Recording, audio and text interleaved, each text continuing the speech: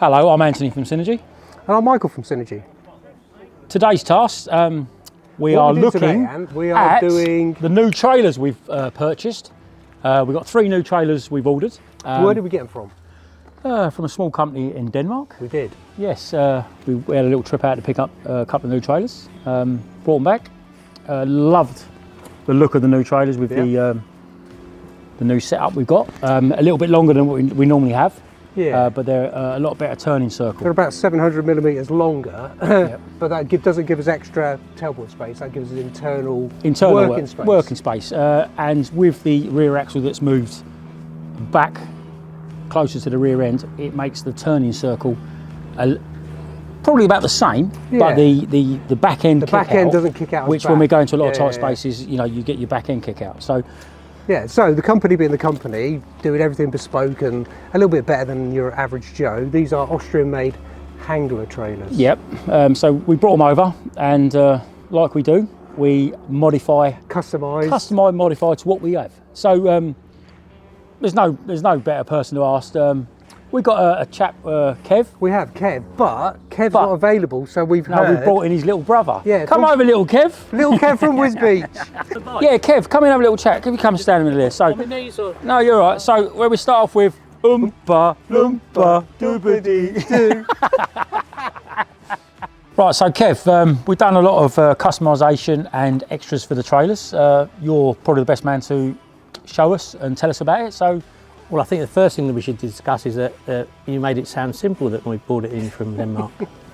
being from the fraternity where you just sit behind the wheel, there's a lot that goes on inside the company that you probably don't even realise. Exactly.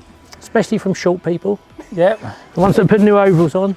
Just for this. Just for you, Anthony. Not just for this So, yes. So when we imported the first trailer from Denmark, obviously it can't go straight on the road in the UK on the UK highways because it didn't have a certificate of conformity that you require. Hold on, there's Michael back in the room. I'm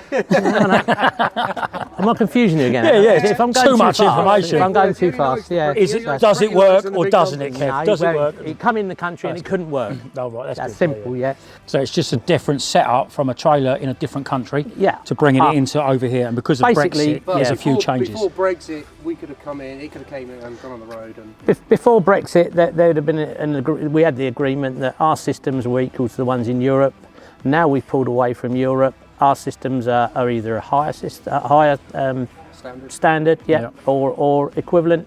But if they're not in our criteria, it has to be registered and done again. We've got a good set of trailer, a good trailer standard here. So we've yeah. I mean the specification of these trailers. If we move on to having a look at that, and the main thing that if we were to walk around with the lads and see what the difference is or what. So we've taken a chance on this. We can see a good product. Yeah. And with obviously your fabrication and bits you've done on it, we can see it being a really good asset to the company. And from a driver's point of view, it benefits us because it makes our life easier. So should we take a walk around and have a look? Which one do you have a look at first? The one we'll go one before. We'll do the one before. So the standard trailer, which is this one here. That one there.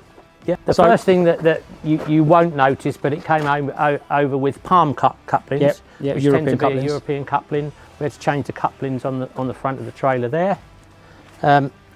Moving down, the first thing you'd notice, if anybody knows what the thing is, the galvanisation of the chassis. Yeah. The chassis, that galvanisation, it compared to anything you get in the UK. I suppose because of the weather in their countries, obviously the salt in Denmark, and stuff like that. We get a lot of salt here, but they build stuff to last. Where we don't probably go that far. Yeah, they've got harsher winters and that's going to affect everything that's underneath, getting battered by the salt and everything else that they lay down on the road. And that probably shows in the big flap at the back as well, doesn't it? Yeah, it would. You're not spraying up. When you go further down the back, you'll see that it's got a tail. Obviously, the tail lift there, and it's protecting the tail lift from any of the salt and ingress. So all the components of the tail lift are protected from salt. And then the other thing that as we walk forward here, we have to have the shinies. We have to have the shinies. Well, obviously you've not been polishing them. Well, we'll try. But no, obviously. So we changed the wheels for the alley wheels and the wheel nut covers. Yeah. Storage boxes there. Yeah, fire extinguisher boxes for our specification for ADR. They've been changed. Yep. And then also on the back end here, we as it comes, we've fitted well, you fitted, Kev, cameras, reverse cameras. Yeah, we're in the process of fitting our own reverse cameras on that. Extra lights. So it goes from a standard point. We got obviously the tail boards. Kev's fitted plate on the back, so when it comes down on the floor, we don't get scratch marks and stuff like that. We've added a new set of rear lights, both sides. Yeah, both sides. Yeah. So and it's not just because we like having too many lights. It does look good. They are actually wired that if you have one failure, the others will still work. Exactly. Left and right. So they're not piggybacked onto each other. The lamp units go individually on wires into the rear junction box. So if a lamp fails, it's not like you're going to have a whole side out. No. You'll still have illumination on that side. Yeah, and when you're out on the road all week, given the nature of the business with ADR, then that's the sort of thing that. So obviously in the back it's just a standard tool liner, standard tool liner, Euro liner. Euroliner, but obviously we've caged it, manufactured it for ADR purposes. But obviously we stack IBCs in there, so we've got the supports either side. Everything's nice and secure. So we've had all that manufactured for the new one. Yep. Also, we've got the air vents as well. If you notice the air vents on the top, obviously, and then on the trailer floor where the gas is heavy, we've got vents on the floor.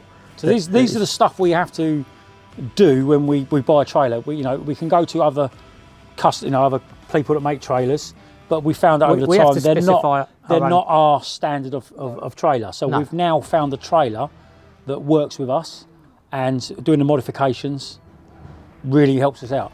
Yes, You could say, unfortunately it's not a UK product, but UK manufacturing isn't what it used to be, and you've got to go with bespoke kit for your job. We do a bespoke job. Yeah. So we have these sort of the trailers and vehicles which they're amended for our ADR. Exactly. Yeah. So there's slight differences if you have to look at the reflectors, and now it's got the conspicuously tape all around the outside. You notice there. This one, having not gone for the IVA yet, and the specification has not been prepped to the specification that we. No, so this one's been done, IVA'd. We've got now one in the next window. Next window. Then this one will be the third one. So the next one will get swapped for this one, and it will come back like that with all the specification that we require in the UK for it to go for an IVA. So, maybe a few markers that have been moved, just bits that make it illegal for the UK. Yeah. Construction use regulations. So, and the only other thing is that if you wanted to see the inside, we'd put the tail lift down and see the differences inside.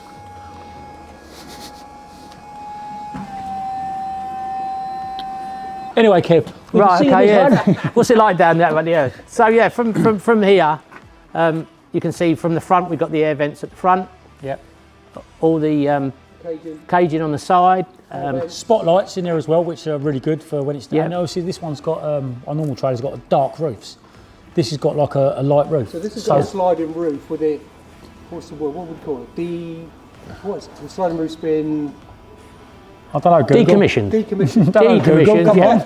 Decommissioned. We have no use for the sliding roof in our business. So but you never know. You never know. It's there. It can be recommissioned. Extra illumination. Yeah. You can just about see the air vents that have been sunk into the floor. These ones are different as well because the other trailers we have, they're protruding on the top.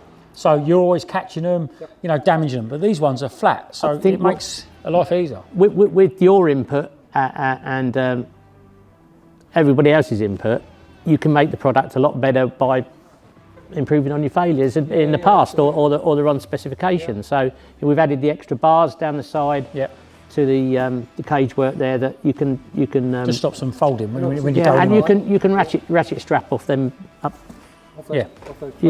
It's those been in the other stuff. Vertical poles, So at each point we try and improve with input from the drivers and obviously the health and safety side of it with your loading and lashing. So. Yeah, thank you for watching this video on the new trailers. Please like and subscribe. Yeah, and thanks Kev for showing us all your hard work and moving on forward with the trailers. So can I go and put my dirty overalls back on now? You can put your dirty overalls back on. I can't believe that I was enticed into this set of overalls. And I don't know what it makes me look like. Obviously, you'll comment on that at a later date. Put in the comments what he looks like. We'll have a laugh at this one. Thank you very much. I'm going to sign off. I'm going. Yeah, thank you very much.